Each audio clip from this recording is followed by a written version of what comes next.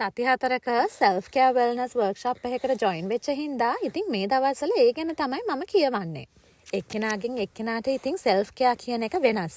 කෙනෙක්ට උයන එක, ගෙවල් අස්පස් කරන එක self care වෙනවා වගේම තව කෙනෙක්ට මේ වගේ පොඩ්ඩක් එළියට ගිහිල්ලා නියපොතු ලස්සන කරගන්න එක, එහෙමත් නැත්නම් පෙඩිකියෝ එකක් කරගන්න එක, එහෙමත් නැත්නම් පොතක් කියවන ගමන් සමරස කොෆි එකක් බොන එක self care වෙන්න පුළුවන්. මට නම් මේ මොන දෙයටත් වඩා ගේ හොඳටම ක්ලීන් කරලා රසම රස කැම ටිකක් හදන එක හිතට සැහැල්ලුවක් ගෙන දෙන වැඩක්. අපිට තියෙන ප්‍රශ්නේ ඉතින් මේවට වෙලාව හොයාගන්න එකනේ. ඉතින් මෙතනදී අපිට ඉස්සෙල්ලාම කියලා දුන්නේ රවුමක් ඇඳලා ඒක කොටස් 8කට බෙදා ගන්න.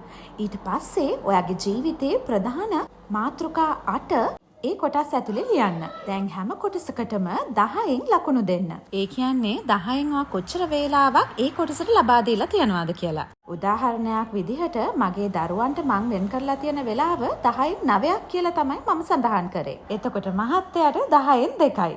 වටිනාකම අඩුයි කියන එක නෙමෙයි. නමුත් එයා වෙනුවෙන් වෙන් කරන්න තියෙන කාලය මට අඩුයි කියන එක. ඒක ඉතින් හරි දෙයක් නං නෙමෙයි.